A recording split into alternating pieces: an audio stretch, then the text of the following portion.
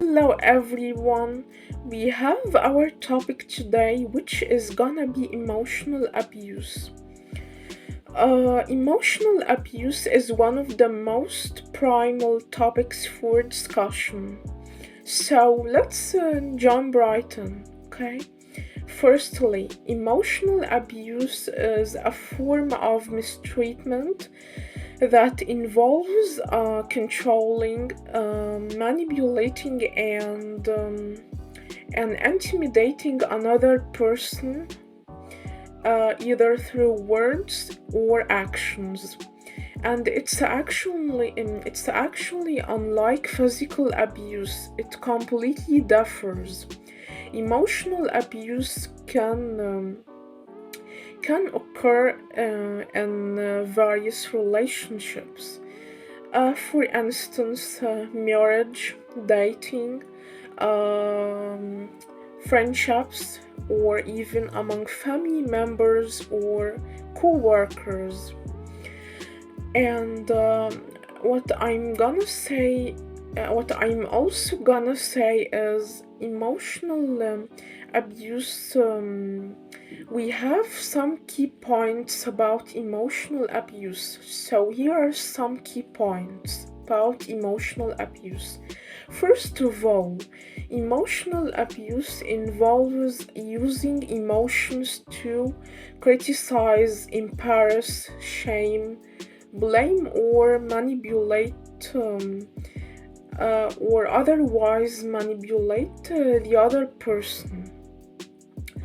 And it often manifests as a consistent pattern of abusive words and bullying attitudes. Okay, that can actually wear down the victim's self-esteem and undermine their mental health eventually. Okay, and also it can eventually lead to self-doubt in the first place, and also in the first place, confusion and anxiety, fits of depression, and feelings of worthlessness that can profoundly affect the victim. And often emotionally abused individuals feel trapped, too wounded to endure the relationship. Actually, emotional abuse can take diverse forms.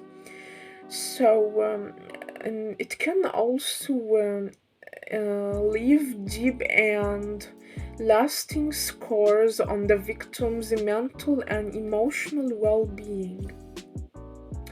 Let's specify the common various forms of emotional abuse.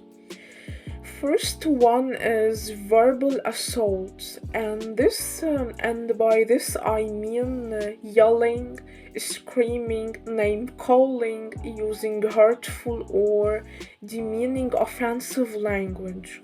Okay, to belittle or terrify the victim.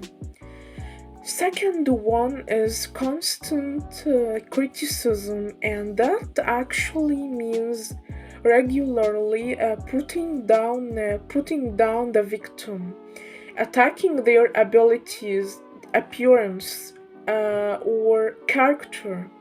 Nothing the victim does ever seems good enough. And third one is gaslighting. Gaslighting, as we stated in a previous video that it's one of the techniques that the narcissistic individuals depend on to abuse the victim. And it means manipulating the victim into questioning their own thoughts, feelings, and perceptions. And the abuser might also deny things they have said or done, making the victim doubt their own perceptions. And what's more is fourth form of emotional abuse is isolation.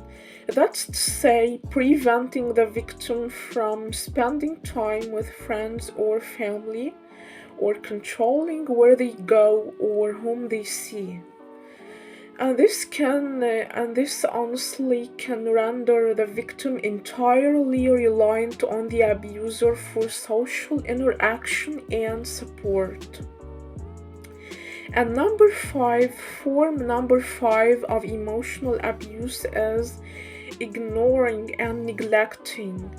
That's to say, withholding affection, attention, or support as a form of punishment, also making the victim feel emotionally deprived.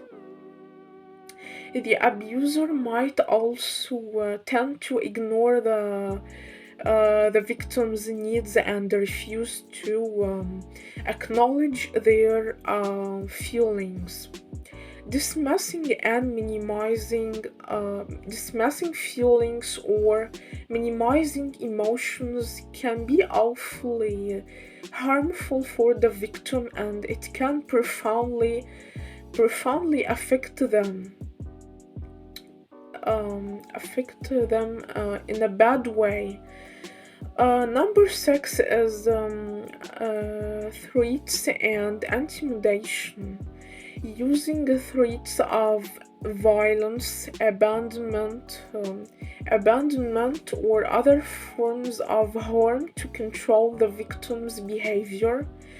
And this can unfortunately create a constant atmosphere of fear and anxiety. Number seven is shaming and blaming. And that indicates making the victim feel in charge of the abuse, or even manipulating situations to make it seem like the victim is at fault for the abuser's behavior. Number eight is control and domination. And that's to say, that actually means exerting excessive and unreasonable control over the victim's life, such as controlling finances, making all decisions, controlling everything, monitoring their every move, and every move for the victim, and depriving them of liberty and preventing them from making their own choices and decisions. Number nine is undermining independence. And that's to say, preventing the victim from pursuing their goals, hobbies, or interests, and also fostering dependency on the abuser. Number 10, which is actually important, which is humiliation. And what I wanna talk about here is public humiliation. Indeed, publicly embarrassing, shaming, or airing someone's dirty laundry can damage the victim's self-worth. And actually, airing someone's dirty laundry in public can indeed be considered a form of emotional abuse. And when a person is exposed publicly to embarrassment, it can cause significant harm to the individual, and that can also have dire and bad consequences as well. Publicly discussing someone's personal issues is so cringe and can create feelings of embarrassment, inferiority, and humiliation as well. And moreover, that act of airing someone's dirty laundry and exposing them, embarrassing them publicly can impact their mental health, leading to depression and low self-esteem. Additionally, indirect hostility, which is indirect hostility, sorry, sarcasm, backhanded compliments are forms of humiliation, and we can call those acts passive aggressive behaviors. And actually, passive aggressive behaviors or or passive aggression is a type of indirect and concealed form of aggression, and it's unlike direct aggression where someone confronts others openly.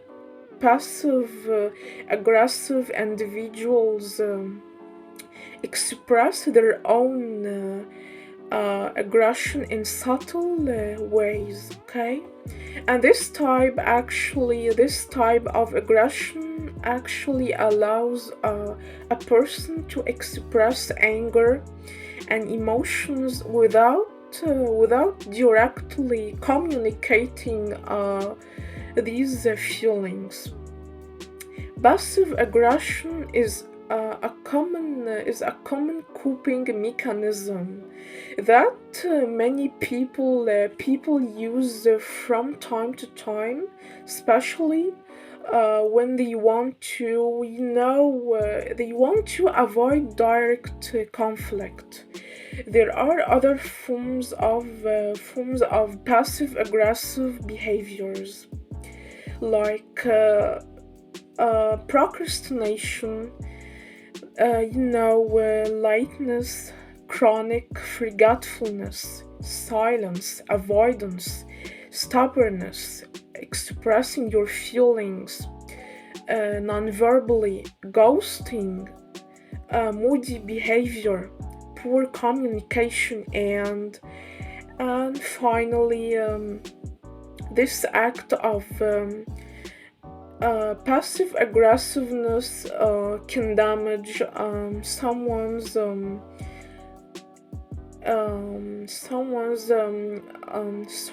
can damage relationships and make communication difficult. Let's move to number 11 of emotional abuse, which is gonna be stonewalling. Stonewalling is actually similar to silent treatment, and it involves shutting down conversation.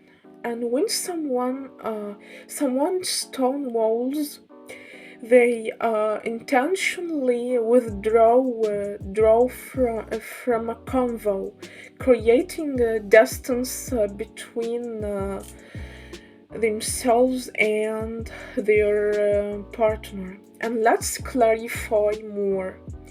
Let's clarify some key points about stonewalling to make it clear for you to catch my drift. The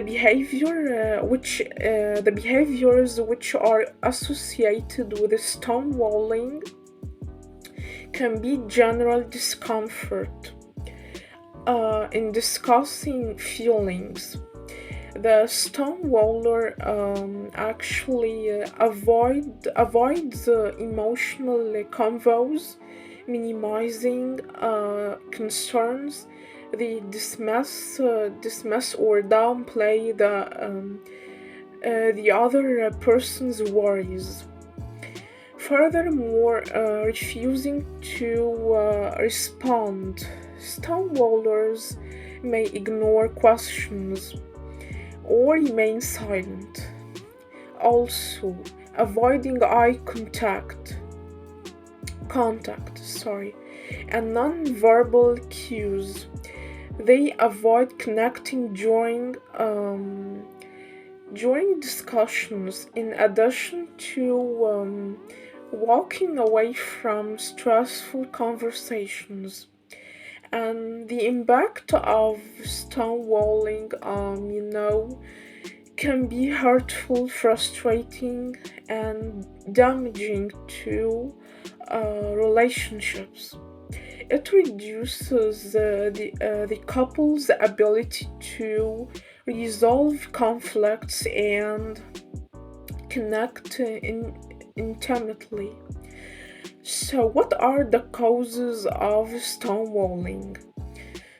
The bottom line is stonewalling can often spring from fear and anxiety and frustration. Reasons include avoidance of conflict.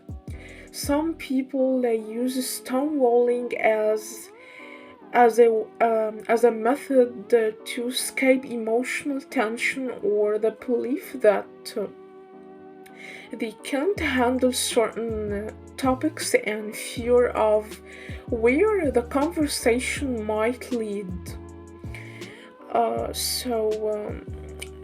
Alright, guys, we have come to an end. And thanks for watching, and bye for now. See you next time.